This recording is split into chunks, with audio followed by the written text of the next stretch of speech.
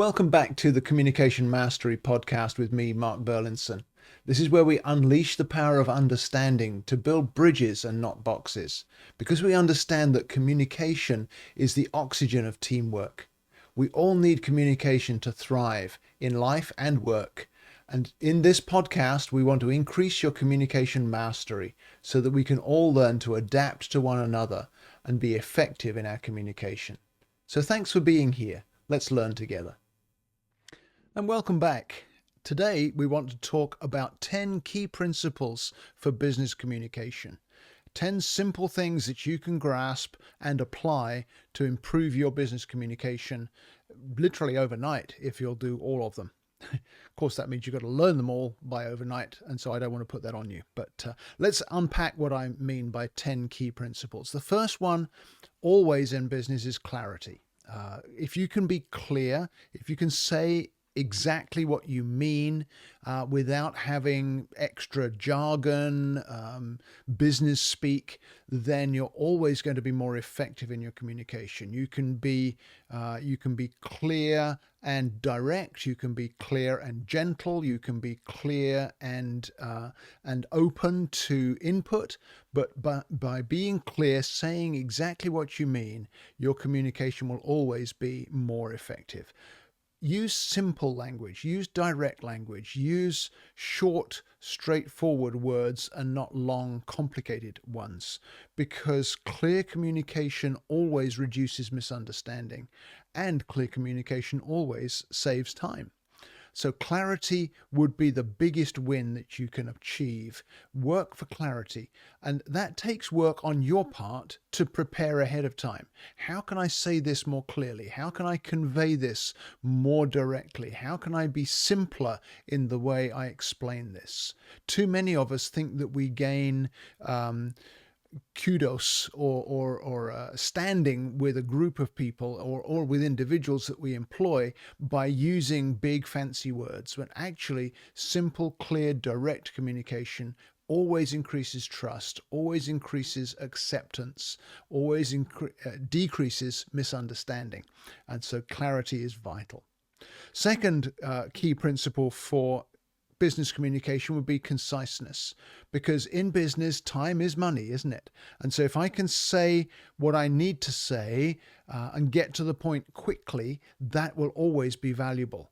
I hope you notice that these podcast episodes are mostly 10 to 15 minutes total. I value your time and I don't want to fill it with lots of words.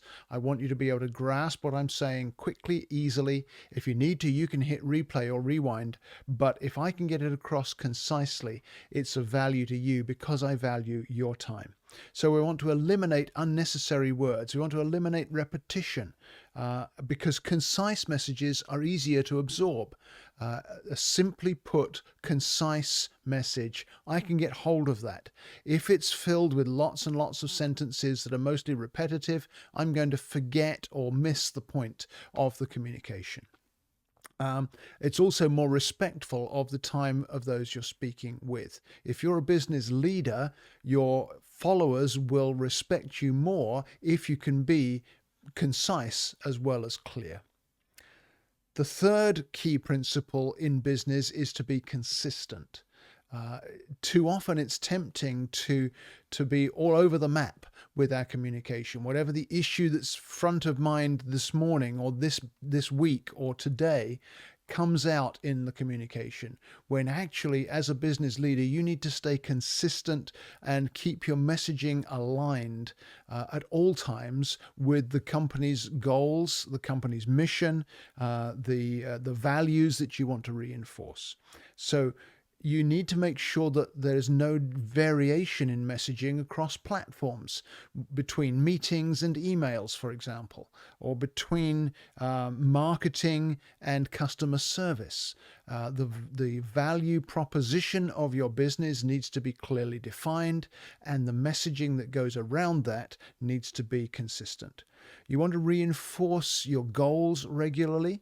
You need to reinforce your values regularly. You, of course, are the ones as an executive team or as the business owner, you're the one who holds those values and holds those goals. And so to you, it may feel repetitive to keep reinforcing them, but your team and your customers and your clients need you to be that consistent so that they're always sure what you stand for.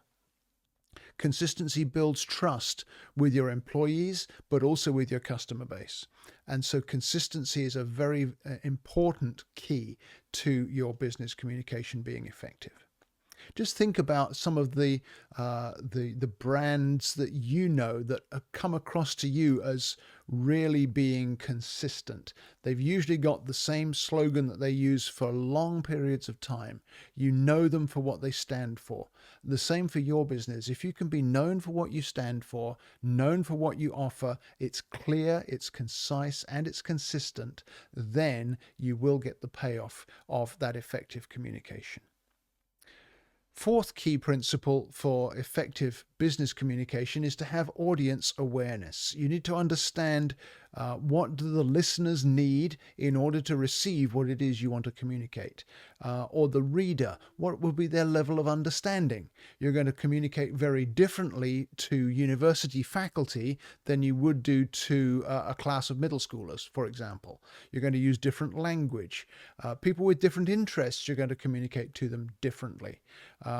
Computer video gamers are going to have a very different vocabulary than retired birders, just picking random but very different categories of people. So who am I aiming for with my communication? Make sure I tailor the message, whether it's delivered in a video or in an audio message, or whether it's in a meeting, or whether it's written. You need to tailor it to the preferred audience, the people you want to communicate to, because different ones have different needs in their communication. So ask yourself this: what do they need to know, and why should they care about what I'm communicating? Because effective communication always starts with empathy, with understanding, with connection. And you need to put the work in ahead of time to achieve that audience awareness so that you can make sure you don't unintentionally thwart that. The fifth key would be active listening, because most of us, sadly, tend to listen in order to respond. But active listening is completely the opposite of that. It's where I'm paying full attention to who I'm listening to. I'm asking clarifying questions. I'm reflecting what I'm hearing. I'm avoiding interrupting so a person can complete their flow of thought and communicate that in its entirety. With the reflecting back, I'm confirming that I've understood, or I'm getting clarification from the person I'm listening to increase my understanding, to increase my receptivity. So listening well can often be far more powerful than speaking well. And so active listening is a very key part of effective business communication. It's especially important in sales and in customer service, in retail interactions, as well as in management and team leadership. Active listening will make a huge difference to the profitability and also the productivity of your business. So that's 5 of our 10 key principles. Let's move on to number 6. It's important that my communication has an appropriate tone. And some of that comes from the medium I choose to communicate through as well, because there's a huge difference between sending someone a text and meeting with them in person. In some settings, meeting in person conveys too much emphasis on the item or the issue that we're talking about, and a quick text or Slack message would do instead. In other settings, an email or a text could be so misunderstood because it lacks tone that I need to be sure I'm meeting face to face in person. So you've got to match the tone to the situation as well as match the medium to the need. When I say match the tone to the situation, I mean that you want to use a friendly tone where a friendly tone is needed, or a formal tone where a formal tone is needed. If there's an urgency to the communication, that'll have a different tone than if it's some kind of mentoring type of conversation that's going to require action and thought moving forward. The right tone and the right communication medium are both vital. Here's the sort of summary of appropriate tone and medium would be: the how you communicate matters just as much as the what you communicate. How you say it, how you communicate it is vital in business communication. So choose an appropriate tone and an appropriate medium of communication for your message to be received in the way you need it to be received or want it to be received. American business wastes billions of dollars every year on miscommunication. If you're ready to change that trend, invest in Communication IQ today, because it will give you a great return in terms of employee alignment, retention, customer engagement, profitability, sales outcomes. All of those areas will grow as you understand the science of communication. So go to my website at markburlinson.com, click on the business button, and let's have an introductory chat today about how I can help your business be more productive by enhancing communication. Number 7 is one that we sometimes overlook. Our communication needs to be feedback friendly. It needs to have that invitation built into it for easy, regular, non-threatening feedback, so that the people who are receiving your communication can give you feedback as to how effective it was or how they've received it. They can respond to you with their insights into how they've heard you, what they've heard, what they're going to do. And those kinds of feedback will always require me, as the recipient of the feedback, to respond constructively, even if the feedback is critical. So, if somebody comes back to me and says, I didn't understand a word of what you said in that team meeting, or it's not clear to me at all what you want us to do or where we're going as a team, that could cause me to respond defensively, because maybe I put a lot of work into preparing that communication, or maybe I didn't. Either way, I might well be tempted to respond defensively, but defensive response is always a hindrance to effective communication in the future. So I want to respond constructively. Thank you for your feedback. Inside, I might be saying something like, I wish you hadn't said it that way. But on the surface, what I want to say is, no, thank you for your feedback. Give me a moment to think that through. Let me process how I can modify what I said. Let me reflect on what you've said before I get back to you. Give yourself some space so that your communication can continue to improve, even if the person giving you the feedback isn't maybe as skilled at communication as you might be, and therefore it comes across critically or negatively. But feedback is the fuel for continuous improvement in communication. So we want all of our communication to build in that feedback-friendly component. That's number 7 of our key principles. Number 8 key principle in business communication would be timeliness. Sometimes we communicate things too early, before they've been thought through. Or more often, we tend to communicate things too late, when assumptions have been made, or rumors are flying around, or people have jumped to conclusions without having all the facts. We want to communicate not too late and not too early, but communicate at the right moment. And that's not a once and done process either, because communication is always a process. The situation that you're communicating about, whether it's a project that we're working on, or a goal we want to aim for, or a crisis we want to resolve, all of those situations change over time. And so I want to also make sure that my communication keeps people informed as the situations evolve, so that there's always room for more understanding than there would be if the communication was just once and done.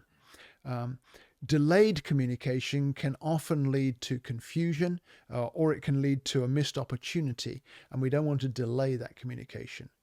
Conversely, communication that's released too early and without enough forethought or without enough planning can also lead to confusion and misunderstanding. So we want to be sure that we're considering timeliness in our communication. Occasionally, you'll need to speed up your communication to address an urgent issue, but more likely you'll need to take the time to plan your communication to make sure it's being delivered in the most effective time frame, as well as in the most effective medium and tone. Two more that are also keys, and these are not left to the end because they're unimportant, but they're maybe less obvious. Number 9 would be to always consider the non-verbal cues, both in the way you deliver communication, but also in the way others respond to it and receive it. You want to be aware of facial expressions as you're talking with someone, or as you're reviewing a team meeting, as you scan the audience. You want to be aware of facial expressions. You want to be aware of tone of voice as people are responding to you, but also your own tone of voice. Is it appropriate to what I'm conveying? Am I unintentionally sounding too harsh or too gentle? Am I sounding too compliant or too pushy? My tone of voice can make a huge difference to the way my communication lands. And what can I learn about how someone is receiving the communication, or how can I receive their communication to me based on an understanding of their tone of voice as well? What does the body language convey? Because you can say something in a way that implies that you don't believe it if your body language doesn't match up with the tone and the content of what you're saying. People listen with their eyes as much as with their ears. And again, that reinforces why important communication needs to be face-to-face in some way. Because you get the tone of voice, because you get the facial expression, because you get the body language, not just the words. So non-verbal cues are very important, and as you include that in your consideration of communication mastery, you'll find your business communication gets more effective over time as you learn.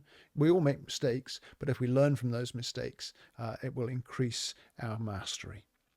And then finally, and I've left this to the end because I think it's probably one of the most important aspects of business communication, it needs to be purpose-driven. So many businesses have a whole pile of communication that the purpose of it hasn't really been considered.